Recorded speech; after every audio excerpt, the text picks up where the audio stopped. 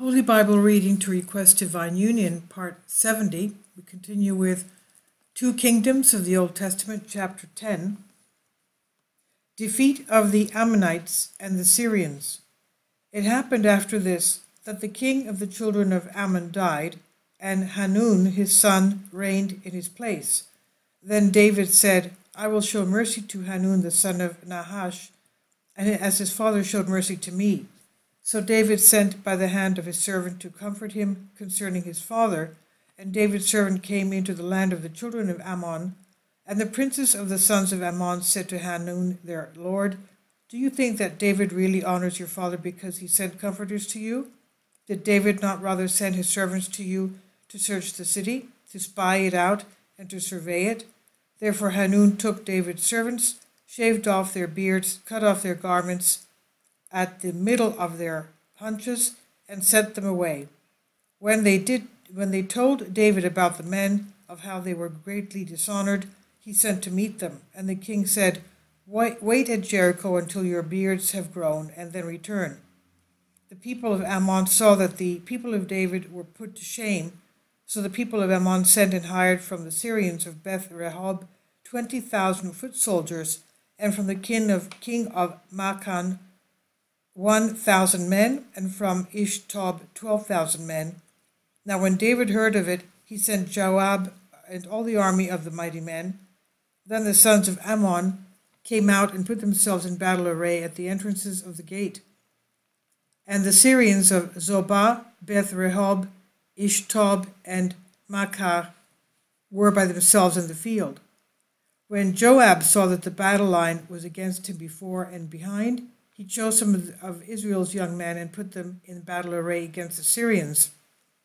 And he put the rest of the people under the command of Abishai, his brother, and they were placed in battle array against the sons of Ammon. And then he said, If the Syrians are too strong for me, then you shall deliver me. But if the sons of Ammon are too strong for you, then we will come and deliver you.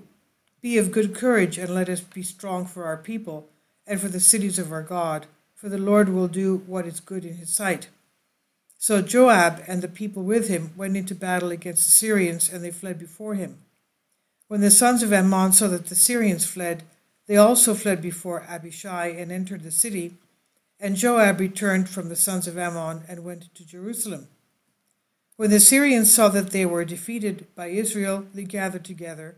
Then Hadadezer sent and gathered the Syrians beyond the river Chalamach, and they came to Helam, and Shobach, the commander of Hadadezer's army, went before them. When it was reported to David, he gathered all Israel, crossed the Jordan, and came to Helam. There the Syrians set themselves in battle array against David and fought with him. And Syria fled from before Israel, and David killed 700 charioteers and 40,000 horsemen of the Syrians. David also struck Shobach, the commander of their army, who died there. And when all the kings who were servants to Hadadezer saw they were defeated by Israel, they changed allegiance and served Israel. Syria was afraid to help rescue the people of Ammon. Chapter 10. David and Bathsheba. Then at the appointed time, when kings go out to battle, David sent Joab and his guards, and all Israel with him. They destroyed the sons of Ammon and besieged Rabbah, but David remained in Jerusalem. Then one evening David arose from his bed and went up on the roof of the king's house. From the roof he saw a woman bathing, and she was very beautiful in appearance.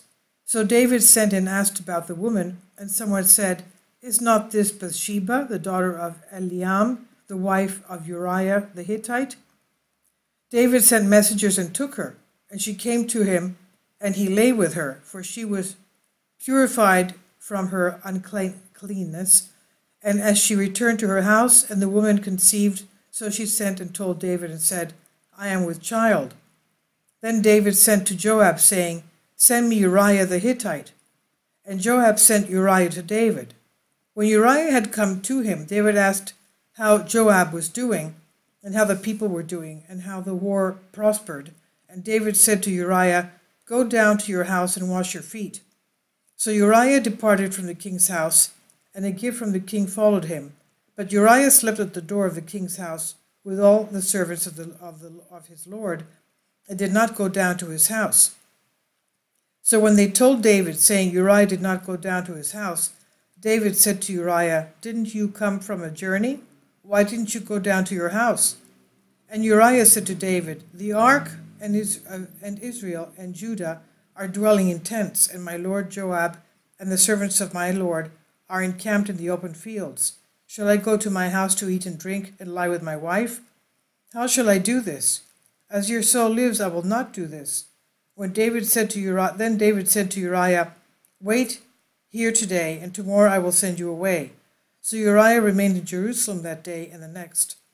The next day David invited him, and he ate and drank with him, and he got him drunk.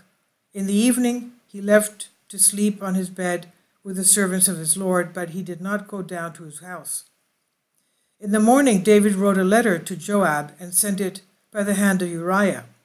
And he wrote in the letter, saying, Set Uriah in the forefront of the fiercest battle, and retreat from him, so that he may be struck down and die. So when Joab besieged the city and assigned Uriah to a place where he knew there were valiant men, then the men of the city came out and fought with Joab, and some of the people of the servants of David fell, and Uriah the Hittite died as well. Then Joab sent and told David everything concerning the war, and charged the messenger, saying, When you have finished telling the king the matters of the war, if the king's wrath rises, and he says to you, Why did you approach so near to the city when you fought? Did you not know that they would shoot from the wall? Who struck Abimelech the son of Jerubesheth? Was it not a woman who cast a piece of a millstone on him from the wall so that he died in Thebez? Why did you go near the wall? Then you shall say, Your servant Uriah the Hittite is dead as well. So Joab's messenger went to the king in Jerusalem, and came and told David everything Joab had told him, all the news of the battle. Now David was angry with Joab, and said to the messenger, Why did you go near the city to fight? Did you not know that you would be wounded from the wall? Who struck Abimelech the son of Jerubbaal? Was it not a woman who cast a piece of millstone on him from the wall, so that he died in Thamsi? Why did you go near the wall? And the messenger said to David, Because the men prevailed against us and came out to us in the field. Then we drove them back as far as the entrance of the gate. The archers shot from the wall at your servants, and some of the king's servants are dead, and your servant Uriah the Hittite is dead also. Then David said to the messenger, Thus you shall say to Joab, Do not let this thing seem evil in your eyes, for the sword sometimes devours in this way and sometimes in that. Strengthen your attack against the city and overthrow it. So strengthen the war. When the wife of Uriah heard that Uriah her husband was dead, she mourned for her husband. And when she mourned, her mourning was over, David sent and brought her to his house, and she became his wife and bore him a son. But what David did was evil in the Lord's eyes. Chapter 12. David's confession to Nathan. And the Lord sent Nathan the prophet to David, and he came to him and said to him, There were two men in one city, one rich and the other poor. The rich man had very many flocks and herds, but the poor man had nothing but one little lamb he had bought and nourished and reared, and it grew up together with him and with his sons. It ate of its own food and drank from its own cup, and it lay in his bosom, and it was like a daughter to him. And a traveler came to the rich man, who refused to take from his own flock and from his own herd to prepare for the foreign traveler who had come to him. But he took the poor man's lamb and prepared it for the man who had come to him. So David's anger was greatly aroused against the man, and David said to Nathan, As the Lord lives, the man who did this shall surely die, and he shall restore fourfold for the lamb, because he did this and because he had no pity. Then Nathan said to David, You are the man who did this. Thus says the Lord God of Israel, I am the one who anointed you king over Israel, and I am the one who delivered you from the hand of Saul. I have given you your master's house and your master's wives into your arms, and have given you the house of Israel and Judah. And if that had been too little, I also would have given you much more. Why did you despise the word of the Lord and do evil in his sight? You struck down Uriah the Hittite with the sword. You took his wife to be your wife, and you killed him with the sword of the sons of Ammon. Now therefore the sword shall never depart from your house forever, because you scorned me and took a wife, the wife of Uriah the Hittite, to be your wife. Thus says the Lord, behold, I will raise up adversary against you from your own house, and I will take your wives before your eyes and give them to your neighbor. And he shall lie with your wives in the sunlight, for you did it secretly, but I will do this before all Israel in sunlight. So David said to Nathan, I have sinned against the Lord. And Nathan said to David, the Lord also has put away your sin. You shall not die. However, because by this deed you have greatly provoked the enemies of the Lord, your son who is born to you shall surely die. Then Nathan departed to his house.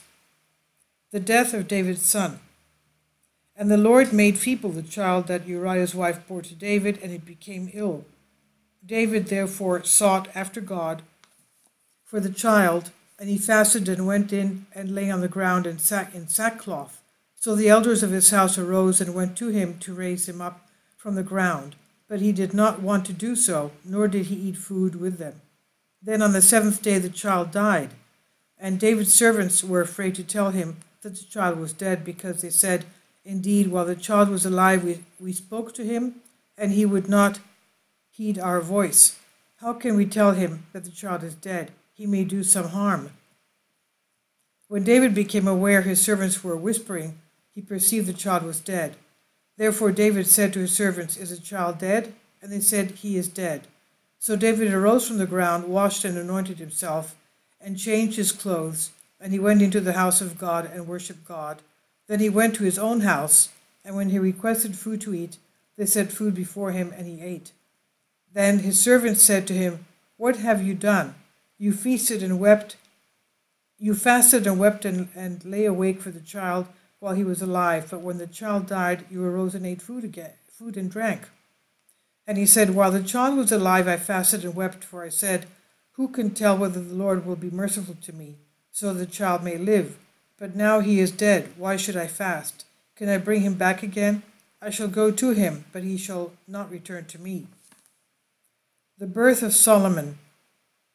Then David comforted Bathsheba his wife, and went into her and lay with her. So she conceived and bore a son, and he called him Solomon.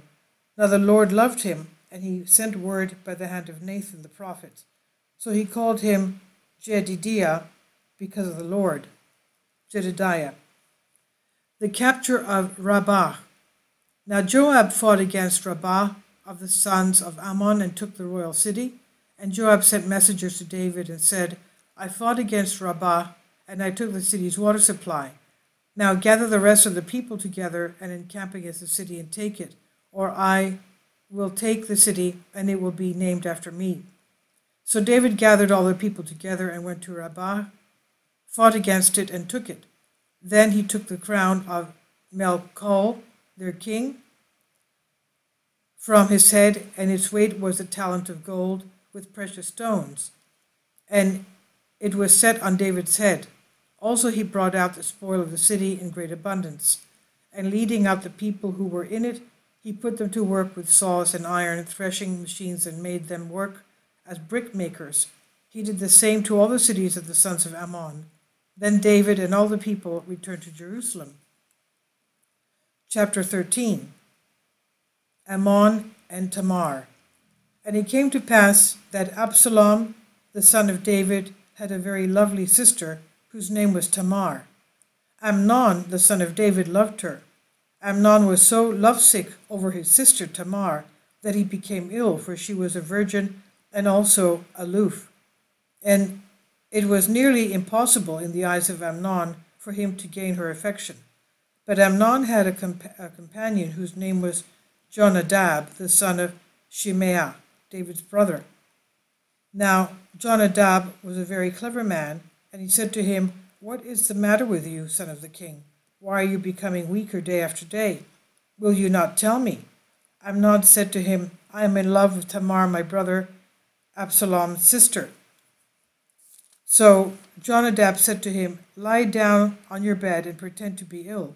And when your father comes to see you, say to him, please let my sister Tamar come and give me food and prepare the food in my sight, so that I may see it and eat it from her hand. Then Amnon lay down and pretended to be ill. And when the king came to see him, Amnon said to the king, please let Tamar, my sister, come and make a couple of cakes for me in my sight, so that I may eat it from her hand. And David sent home to Tamar, saying, go to your brother Amnon's house and prepare food for him. So Tamar went to her brother Amnon's house, and he was lying down. And then she took flour and kneaded it, made cakes in his sight, and baked the cakes. And she took the pan and placed them before him, but he refused to eat. Then Amnon said, have everyone go out from me. And they all went out from him. Then Amnon said to Tamar, bring the food in the inner chamber so that I may eat from your hand. And Tamar took the cakes that she made and brought them to Amnon her brother in the bedroom. Now when she had brought them for him to eat, he took hold of her and said to her, come lie with me, my sister. And she answered him, no, my brother, do not shame me, because it is not done this way in Israel. Do not do this foolishness. And how could I bear my disgrace? As for you, you would be like one of the fools in Israel. Now therefore, please speak to the king, for he will not withhold me from you. However, Amnon would not heed her voice, and since he was stronger than she, he violated her and lay with her. Then Amnon hated her exceedingly so much, so that the intense hatred he bore against her was greater than the love with which he had at first loved her. And Amnon said to her, get up and get out. But Tamar said to him, no, my brother, because the hateful malice in your casting me out is far worse than the first thing you did to me. But Amnon would not listen to her. But then he called the servant he had put in charge of his house and said, here, take her away from me, and bolt the door behind her. At the time, she wore a robe that reached to her wrists, for the daughters of the king who were virgins wore such apparel. And his servant put her out and bolted the door behind her. Then Tamar put ashes on her head. She tore the special robe she was wearing, and then laid her hands on her head and went on her way, crying bitterly. And Absalom, her brother, said to her, has Amnon your brother been with you? Now then, my sister, keep quiet, because he is your brother. Do not put it into your heart to speak about this. So Tamar lived her life as a widow in her brother Absalom's house. But when King David heard all these things, he was very angry. But he did not grieve the spirit of his son Amnon, because he loved him, for he was his firstborn. However, Absalom said nothing to his brother Amnon, neither good nor bad, for Absalom hated Amnon because he had violated his sister Tamar. Absalom slays Amnon. It came about after 2 years passed by, to the day they were shearing sheep for Absalom in Baal Hazor, near Ephraim. Absalom invited all the king's sons. Then Absalom came to the king and said, see, your servant has shearers. Let the king and his servants go with your servant. But the king said to Absalom, no, my son, let us not go all at once and become burdensome to you. Absalom persisted, but he would not go. Instead, he blessed him. Then Absalom said, well then, please let my brother Amnon go with us. And the king said to him, why should he go with you? That Absalom persisted, so the king sent Amnon and all his sons with him. Absalom made a banquet like the banquet of the king. Now Absalom had commanded his servants, saying, take notice when Amnon's heart is merry with wine, and when I say to you, strike Amnon and kill him, do not be afraid in any way, because I will give the command to you. Be courageous and valiant. So the servants of Absalom did to Amnon as Absalom had commanded. Then all the king's sons jumped up, and each mounted his mule and fled. While they were yet on the way, news came to David, saying, Absalom has killed all the king's sons. Not one of them is left. So the king arose and tore his garments and lay on the ground, and all his servants stood by with their clothes torn. When Jonadab, the son of Shimei, David's brother, spoke up and said, "Let not my lord the king suppose the servants killed all the young men, the king's sons, for only Amnon is dead. For by the command of Absalom, this has been determined from the day Amnon violated his sister Tamar. Now therefore let my lord the king not take the thing to heart, thinking that all of the king's sons are dead. Only Amnon is dead." Then Absalom escaped. And the servant keeping watch looked up and saw many people coming down the road from the mountainside behind him. And watchmen came and told the king and said, "I saw men on the road of Oronen coming from the direction of the mountain." And Jonadab said to the king, "Look, the king's sons are coming. It is as your servant said." As he finished speaking, the king's sons arrived and wept loudly. And the king and all his servants wept very, very bitterly. But Absalom escaped and went to Talmai, the son of Ammihud, the king of Geshur, in the land of Machad. King David mourned for his son every day. So Absalom fled and escaped to Geshur. He stayed there 3 years, and the motivation of the king to seek out Absalom ceased, for he was consoled and at peace concerning the death of Amnon. And we continue with 1 Corinthians chapter 7, concerning marriage. Now concerning the things of which you wrote to me, it is good for a man not to touch a woman.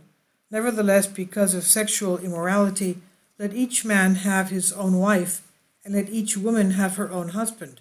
Let the husband render to his wife the affection due her, and likewise also the wife to her husband.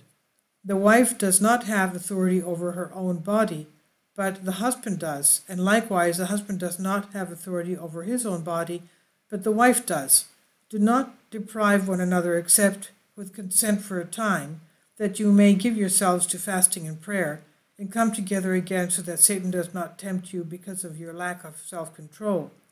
But I say this as a concession, not as a commandment.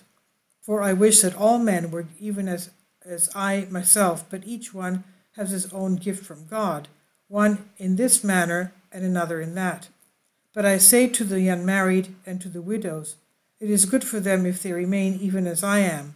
But if they cannot exercise self-control, let them marry, for it is better to marry than to burn with passion.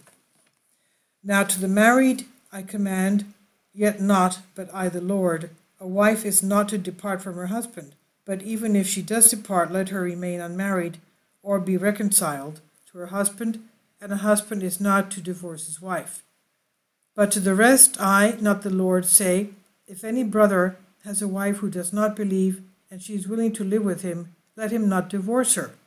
And a woman who has a husband who does not believe, if he is willing to live with her, let her not divorce him. For the unbelieving husband is sanctified by the wife, and the unbelieving wife is sanctified by the husband. Otherwise your children would be unclean, but now they are holy. But if the unbeliever departs, let him depart. A brother or a sister is not under bondage in such cases, but God has called us to peace. For how do you know, O wife, whether you will save your husband? Or how do you know, O husband, whether you will save your wife? But as God has distributed to each one, as the Lord has called each one, so let him walk, and so I ordain in all the churches. Was anyone called while circumcised? Let him not become circumcised. Was anyone called while uncircumcised? Let him not be circumcised. Circumcision is nothing, and uncircumcision is nothing, but keeping the commandments of God is what matters. Let each one remain in the same calling in which he was called. Were you called while a slave? Do not be concerned about it, but if you can be made free, rather use it. For he who is called in the Lord while a slave is the Lord's freedman. Likewise, he who is called while free is Christ's slave. You were bought at a price, and do not become slaves of men. Brethren, let each one remain with God in that state in which he was called. Concerning virginity. Now concerning virgins, I have no commandment from the Lord, yet I give commandment as one whom the Lord in his mercy has made trustworthy. I suppose, therefore, that this is good because of the present distress, that it is good for a man to remain as he is. Are you bound to a wife? Do not seek to be loosed. Are you loosed from a wife? Do not seek a wife. But even if you do marry, you have not sinned. And if a virgin marries, she has not sinned. Nevertheless, such will have trouble in the flesh, but I would spare you. But this I say, brethren, the time is short, so that from now on even those who have wives should be as though they had none, and those who weep as though they did not weep, those who rejoice as though they did not rejoice, those who buy as though they did not possess, and those who use this world as not misusing it, for the form of this world is passing away. But I want you to be without care. He who is unmarried cares for the things of the Lord, how he may please the Lord. But he who is married cares about the things of the world, how he may please his wife. There is a difference between a wife and a virgin. The unmarried woman cares about the things of the Lord, that she may be holy both in body and in spirit. But she who is married cares about the things of the world, how she may please her husband. And this I say for you, for your own profit, not that I may put a leash on you, but for what is proper, that you may serve the Lord without distraction. But if a man thinks he is behaving improperly towards his virgin, if she is past the flower of youth, and thus it must be, let him do what he wishes. He does not sin. Let them marry. Nevertheless, he who stands steadfast in his heart, having no necessity, but has power over his own will, and has so determined in his heart that he will keep his virgin, does well. So then he who gives her in marriage does well, but he who does not give her in marriage does better. Concerning widowhood, a wife is bound by law as long as her husband lives, but if her husband dies, she is at liberty to be married, to whom she wishes only in the Lord, but she is happier if she remains as she is according to my judgment, and I think I also have the Spirit of God. Chapter 8. Love reigns over knowledge. Now concerning things offered to idols, we know that we all have knowledge. Knowledge puffs up, but love edifies. And if anyone thinks that he knows anything, he knows nothing, yet as he ought to know. But if anyone loves God, this one is known by him. Therefore, concerning the eating of things offered to idols, we know that an idol is nothing in the world, and that there is no other God but one.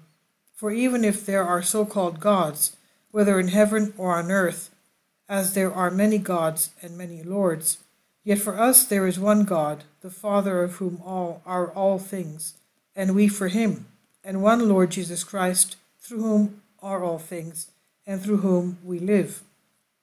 However, there is not in everyone that knowledge, for some with consciousness of the idol, until now eat it as a thing offered to an idol, and their conscience being weak is defiled. But food does not commend us to God, for neither if we eat are we the better, nor if we do not eat are we the worse. But beware lest somehow this liberty of yours becomes a stumbling block to those who are weak. For if anyone sees you who have knowledge eating in an idol's temple, will not the conscience of him who is weak be emboldened to eat these things offered to idols? And because of your knowledge shall the weak brother perish, for whom Christ died? But when you thus sin against the brethren and wound their weak conscience, you sin against Christ. Therefore, if food makes my brother stumble, I will never again eat meat, lest I make my brother stumble. And we'll continue with chapter 9 of 1 Corinthians tomorrow. God bless you, and thank you for your support.